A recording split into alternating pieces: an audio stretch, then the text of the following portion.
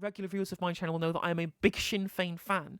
And to see them coming out and to be trouncing, their vote percentage at the local elections increased by like 8% at the expense of both the UUP and the SDLP, which shows that it's not just them winning on grounds of nationalism or republicanism. It's showing that really the future of progressive politics is putting aside these kind of issues of sectarianism or these kind of headbanger issues that clearly are engulfing right-wing parties in the UK, like the DUP, obstructing Stormont Assembly because of their hardline issues on Brexit, and massively pushing away the population of Northern Ireland because they support remaining in the European Union. They did it at the referendum. And Sinn Yeah. Féin going, Well, no, let's put this bullshit one side, right? Let's focus on bread and butter issues, like they're doing in Ireland as well, talking about housing rather than nationalism. And people flock towards them, right? Positive messages is where progressives should be going in the UK. Well, exactly, yeah. And I mean, the unionists really only have one thing. So if politics moves away from, like you say, that kind of nationalist or the unionist versus Republican divide into something like actual governance of the place in which you live, then they're fucked because that's the only thing they stand for. They just stand for status quo. Just keep Exactly. it as part of Britain, which will eventually lead, ironically, to a border poll, which will undoubtedly go the way of reuniting with the Republic. Fingers Or at crossed. least being independent on some level. Fingers crossed. Lieutenant Commander Data will be entirely correct about this issue, and we shall see the Irish unification of 2024. How precious Gene Roddenberry must be. I don't think it's quite 2024. I think it's probably more likely 2034, perhaps. But yeah, I think it'll happen probably within our lifetimes. I think. One can only hope, right? But it just shows how nationalism just kind of the support for it increases over time, kind of by osmosis, without having to agitate for it a lot. I think that's what pushed people pushed people away from that. When that was in 2014, when the actual referendum in Scotland happened for independence, and the support for independence really actually just happened because of austerity, right? The SNP focused on bread and butter economic issues that were affecting the population of the country. They won people over with their message of we are against the Tories. And look, Labour and the Tories are both supporting the austerity narrative, and that's why Labour lost so badly in 2015. Ed Miliband capitulated to austerity. As much as people like to call him Red Ed at this point, right? The new donors that Keir Starmer's trying to court, people like fucking Autoglass, wherever it might be, were literally tweeting out in 2015 about how Ed Miliband was like a fucking class war politician, which looks hilarious in hindsight.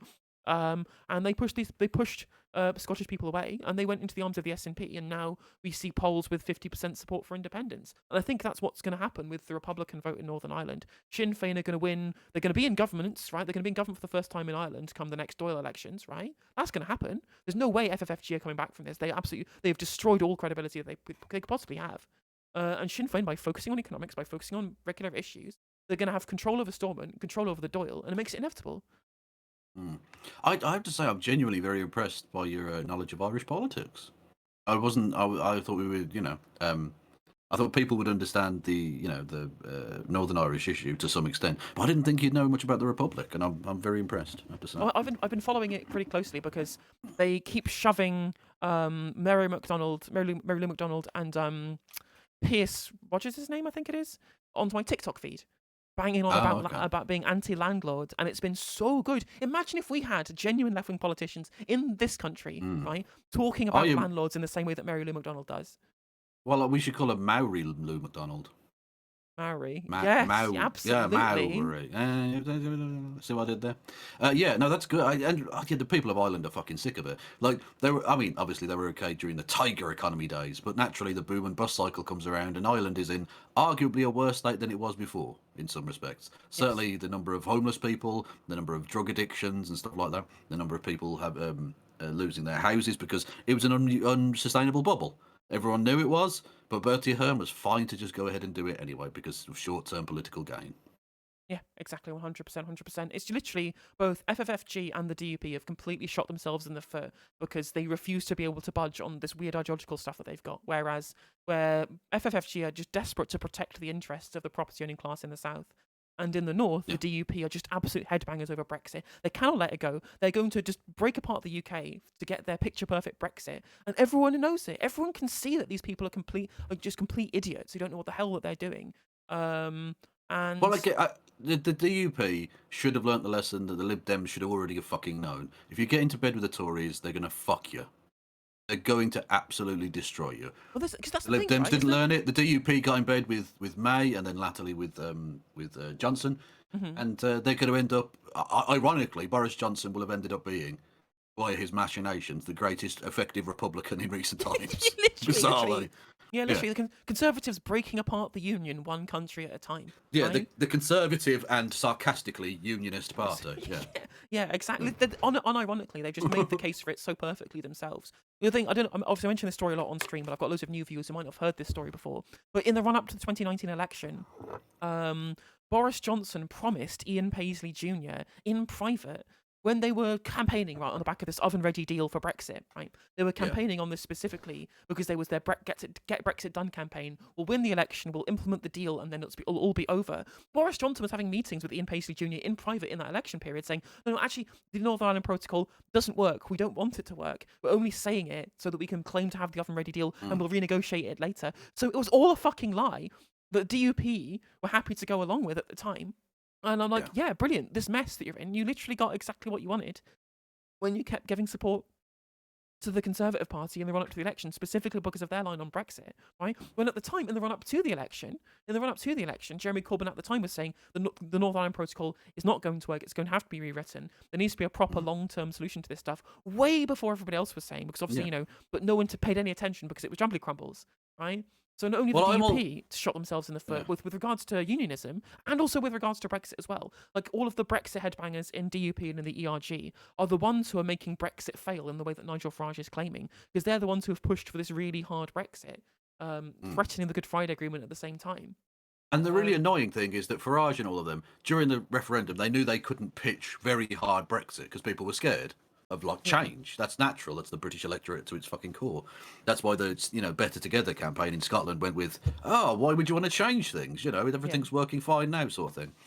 Because the reticence of the British public to do anything remotely radical is the reason that everyone else has had revolutions and we have not.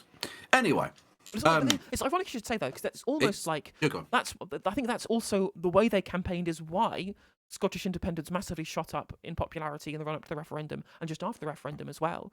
And in the same way that Brexit won the referendum, is that the Remain and Unionist camp had no positive message for Yeah. what was good about the Well, not union just or that, but good it was about the European Union. They just yeah, went on the line of, well, you can't do this because you're scared, and everyone was looking around them. and it's All the and it's industry has died. Everyone's poorer. Austerity has wrecked the country. There must be some scapegoat that we can blame. And with Scotland, and it's there and it was must be a positive vision for the future, and that was good as far as Brexit and independence was concerned. And it was an enormously condescending campaign as well. Of Yeah. like, you're too stupid to fully understand these things. So, Hmm. you should probably vote to remain in the union. Better safe than sorry, eh? Which is Hmm. again, people don't like being talked down to. That's not cool. But Interesting. yes, as to Farage, he was campaigning during the entirety of that campaign for like an EFTA style soft Yeah, Brexit.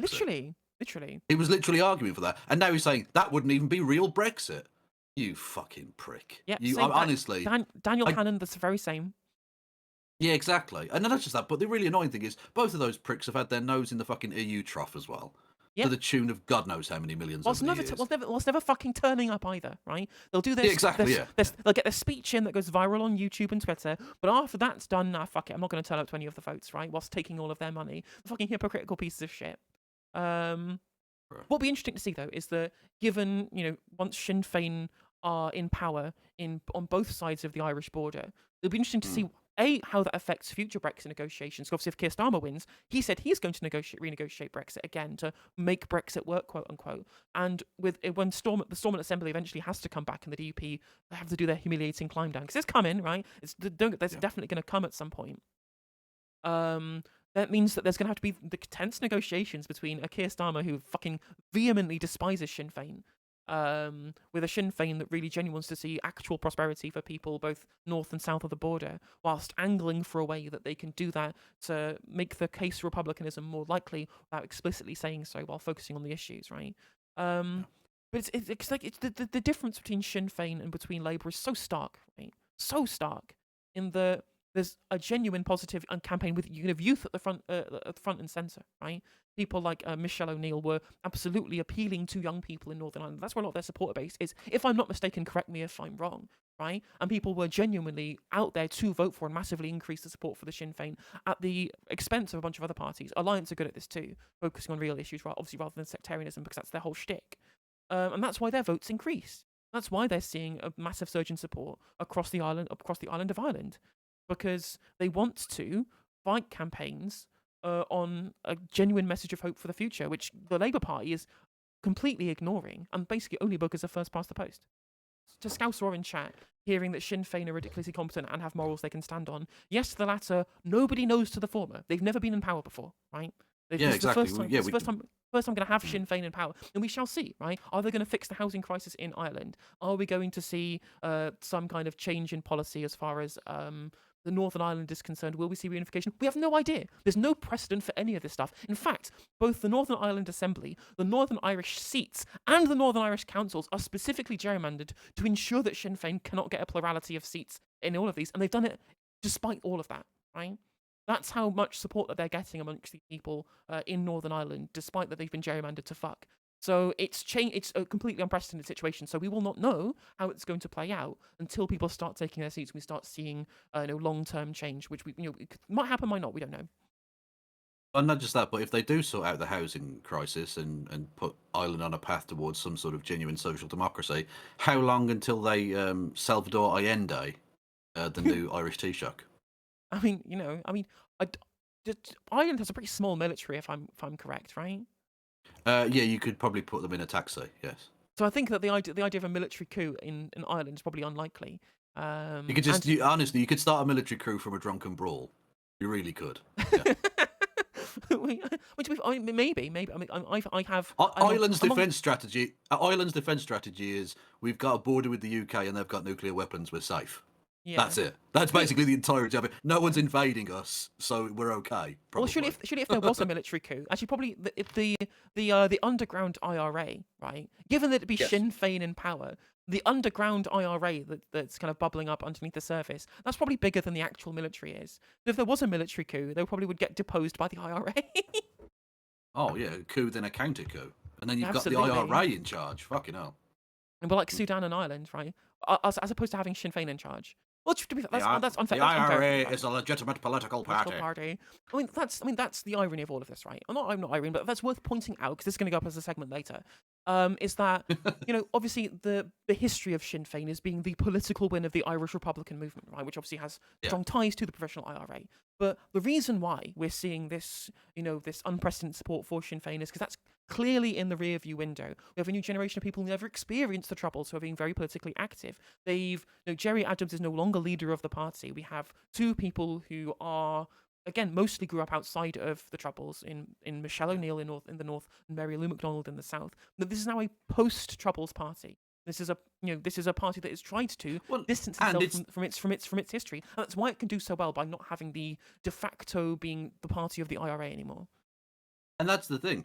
It's a post-Troubles party for a post-Troubles world. Whereas the DUP and all of the other various UPs, unionist parties, are stuck in this time warp where it's still 1981. It's still there's still bombs going off. There's still some hideous, internecine bloodletting between Catholics and Protestants. And most people on both sides are actually pretty happy with peace for the most part. There's still some silliness goes on. There's drug running and various other horrible things, but by and large, everyone's like, "Can we not have the war again? Can we? This is actually fine." And so, the political party that grasps that nettle and runs with it can take Northern Ireland and indeed the Republic for a generation or more. And the only party making that move, bizarrely, are Sinn Féin, because you'd imagine the SDLP, sorry, the Social Democratic Labour Party, SDLP, who are supposed to be the kind of cross divide, progressive / Soc-Demi liberally type party,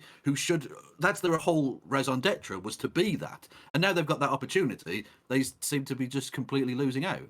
They don't appear to be doing anything about it. Well, like SDLP are like soft nationalists. Like they favour unification, but it's not part of their political platform. The real non-sectarian party in form of alliance, they made loads of gains actually. Or they say loads. They made some gains at the council election. I mean, they made loads of gains at the last Stormont elections. That's now been reflected in the council election, right? Which again, they are also ones who are talking about real issues rather than talking about sectarianism. And all of the dinosaurs who are big UUP or DUP stronghold supporters just don't realise that they're losing people, right? This this constant focus on sectarian politics is getting people nowhere, and especially with the spectre of Brexit in the background, making it even more stupid as far as the DUP are concerned. Like, of course they're losing support. Of course they're losing council seats. Of course, And they're it's going to lose the grip over the Storm executive. And it's so funny that the DUP thought this was their, like, they thought they were so clever. Let's do Brexit, and then there'll be a hard border again, because they'll have to have a hard border, and the Northern Ireland's place in the Union will be completely safe because we'll have divergence in terms of regulations and laws between Dublin and London. And actually, what they've done is basically move Belfast further from London and closer to Dublin. Theoretically, there hasn't been a literal fucking earthquake or anything, but yeah, there's They've basically ensured, I think, they've set the ball in motion for the thing that their entire existence is to stop, that being Irish reunification.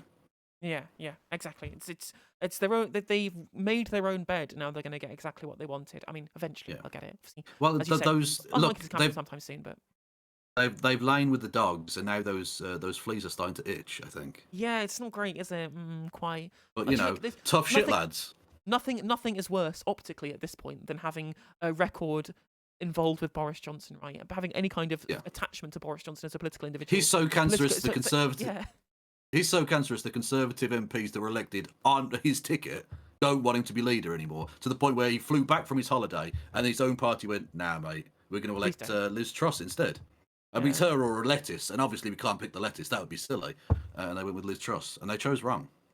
Yeah, I mean, someone's pointing out in chat that the traditional unionist voice saw an increase in vote share, and I think that's a reasonable thing to comment, but it was only like a 1.5% increase, if I remember correctly, from looking at the statistics, and it's probably less to do with the TUV's kind of particular kind of very reactionary conservative platform, well, probably because they just aren't the DUP, who are just not only are they politically toxic because of the because of Brexit, but also dragging their feet over the Stormont Assembly is making them look like absolute children, like genuine children. And that's really turning off voters for them as a conservative unionist party. That's probably why people move to the TUV rather than the DUP. Not because the TUV speaks to them for some kind of reactionary reason, but just because the DUP just are toxic in every possible sense of the word.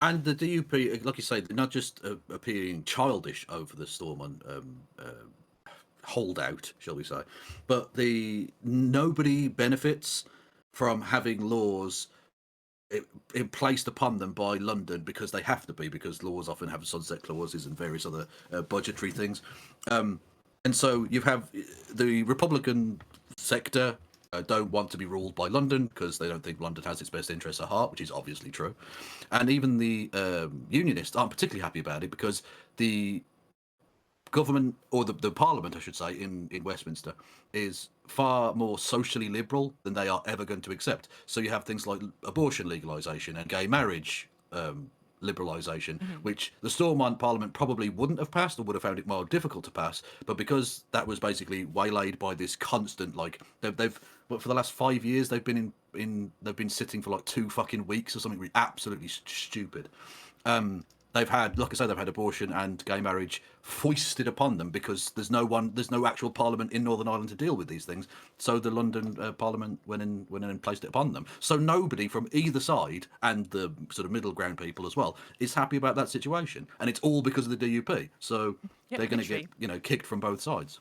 And also, I think that the DUP and a lot of the conservative parts of the unionist movement are losing support with time, right? Because there's a similar age divide going on in Northern Ireland, less so around unionism and republicanism, but around social issues more broadly, actually across Ireland too. It's becoming less religious with newer generations and more liberal over time. And so there's a ticking time bomb for conservative parties both sides of the Irish Sea. Well, it's exactly like you say, with both sides of the Irish Sea, and I think in most of the Western world, younger generations are more liberal. That tends to be the way it goes. Although maybe there are some exceptions, but largely speaking, that's how it seems to be. Whereas, but I think it's heightened in Northern Ireland because of the sectarian / not sectarian element of it, and the passage of time. The further they get away from the Troubles, because older generations are scarred by their experiences during the Troubles. Understandably, it was absolutely horrific, and the continuation / re-emergence of that doesn't seem as toxic to them, and so they're more invested in sort of their team, as it were. Whereas younger generations, the idea of people being kneecapped all the time or bombs going off is just so absurd because they've not grown up with it. They don't remember it. It isn't a part of their existence. And so the thought of a return to that is so abhorrent to them that their voting patterns, I think, are going to strongly reflect that. And if the DUP seem intent on remaining in that space where the troubles were still going on, they're gonna be swept into the dustbin of history where they A are psychologically and B deserve to be. Yeah, 100%. You're absolutely correct, and it's interesting to see that same mentality amongst new generations of people, amongst young people, where it's not team sports anymore. It's about policy. It's about positive future. It's about vision. They want to see vision. They want to see change. They want to see a plan put in place for how they're going to deliver a platform that serves their future interests, right? Because if you think young people are fucked in the UK, they are beyond fucked in the Republic of Ireland, right? You Yeah, think the look at housing the the housing situation is so much worse, and you think about like the world we're in the UK at the moment, where people are having to pay deposits to future landlords to view properties, not even put the deposit down to how to secure the property, but to view the property in the first place, right? Whereas the opposite case is happening in the Republic, not even the opposite, just Republic of Ireland is even worse. They have all of that, and they literally have like thousands and thousands of families just being made homeless overnight by ending the eviction ban. yeah. Right, indeed, yeah. I'm just looking up the actual numbers, but the youth unemployment rate last time I looked was obviously really bad in the rest of the UK, but in Northern Ireland it's like almost second world, almost third world. That basically, if you're young in Northern Ireland, you can't get a job. That's Is interesting. I didn't basically know the point. that. I didn't know that. The stats that I'd seen for the overall economic state of Northern Ireland were actually pretty good compared to the rest of the UK, specifically because they still had single market access. Yeah. Maybe that's not translating into jobs because I guess it depends on how the funding formulas work. I don't know, but from like economic Oh no, performance, from what I've no. seen, To be fair, it has gone down. It was at 15% in 2021. Actually, actually not. It's not too bad now. I say not too bad. It's 8%, but that's still not great. But it's significantly lower than it was. Yeah. yeah, and better than the rest, Okay. better than the remainder of the UK. Although we Yeah. have a tighter labour market in the rest of the UK as well, but the economic Mm. gains aren't going to genuine working people, right? Like No, them of course coming not. to us and saying, "Oh, look how low unemployment is in the UK," and then turn around and say, "Well, actually, no, why isn't that translating into better wages for workers? Where's the bargaining coming from? Well, we should use the fact that we're dropping below the Naira to push up wages at this point." That's not Yeah. happening. So that shows fundamentally broken UK economy at this point, in general. But things are so bad in the Republic because of the housing problem, because of the housing crisis, because of having an FFG kind of alliance government that is incredibly cucked out to the landlord class. Young people Yeah. in Ireland, they're just leaving. They're just leaving. They're just going to a different country, right? Like things are so bad for Well, them. that They are isn't literally coming that. to the UK to live. Right? Like, Well, that isn't. imagine being so bad in your Western European country that you are moving to the United Kingdom. Like how bad must things be? Well, that's not a new thing, of course, because my father did exactly the same thing back in the late 1960s. He came to the UK from rural Ireland. Yeah, so that's not a massively new thing. Obviously, like you can go with fuck me. If you climb Everest, there's probably an Irish themed bar where you can get a fucking pint of Guinness at the peak or something. The Irish diaspora is widespread and enormous. But yeah, I think I'm right in saying that the only European country whose population is either the same or lower than it was in 1900. Blimey. Because people just keep fucking leaving. They keep having kids. I mean, trust me, they are very Catholic. They've got big It's families, true. lots of kids. Like my dad, an Irishman born and bred, had 7 brothers. They're producing plenty of people. They're just all fucking leaving. So Yeah. Yeah. so that's not new. But with the tiger economy thing, or at least the economic boon of being a member of the European Union and the potential growth of the economy there, they had an opportunity to potentially keep a generation. And once you've got a foothold demographically of keeping your own people together in a place in a way that they haven't been able to since basically the potato famine. And that's not a joke. That's literally true. If you look at the statistics, the population's about the same as it was then. Yep. Where everyone else is boomed beyond fucking belief. Britain was, has got a fucking threefold since or something. Yeah, once you've got that demographic hold, you've got like the roots of an actual growing population, which ultimately under capitalism is what you need because it's a Ponzi scheme. Yeah, quite so. Yeah, that's the big irony, right? Is the Well, and that just shows how bad the housing crisis is in Ireland. They don't even have an increasing population, and there's still a housing crisis. Whereas here we're having net migration of 700k over 3 years, and we are having the housing crisis because of that increasing population without increasing housing stock. And in Ireland, they just have too many landlords. There's just too much property is being put in the hands of private equity. Obviously, that is the case here too, right? Well, obviously, look, we need to both get property out of the hands of private equity and also build more council houses to deal with the fact that our population is increasing. Yet Ireland are just there's no need for more houses. They just need to go full fucking Chairman Mao. well, look. To make it more culturally relevant, and I can make this reference because I've got an Irish passport, so I'm allowed. St Patrick famously drove the snakes out of Ireland, and that totally happened. Honest. I think we needed a St Patrick 2.0 to come in and drive out these 21st century snakes.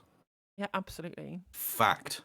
I think that's TOS compliant. I'm just making a not biblical, just a religious reference point there. Yeah, exactly. It's just a religious reference. Yeah. No, there's no other implications from that statement, of course. Yeah, if Twitch takes my channel down, that is clearly anti-Catholic bigotry.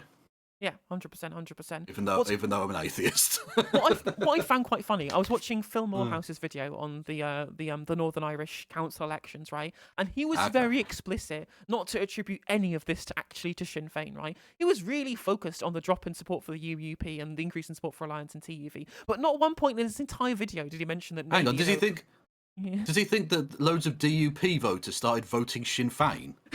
he must Is that his answer there? Yeah, because I mean, honestly, if you have, I've got several bridges to sell you, my friend. Let's go. I mean, he did a lot of stuff about Brexit. 'Cause I know he's one of the genuine like Ramona types. Makes salient points as to why Brexit is bad. And I think there is, as I mentioned in the conversation that we've had, that there is a larger Brexit element to what's happening in Northern Ireland at the moment. And you'd be stupid to ignore that. But it's very clear to him. It's very clear. He can't say, well, Sinn Féin are promising to do good things for people, because that might imply that Sir Keith, right? So the friend of his show, indeed, Sir Keith, might have something to say about actually promising a good future for people, actually having a positive message. No, to be fair, like Sinn Féin have done to win over voters. Which he can't acknowledge that.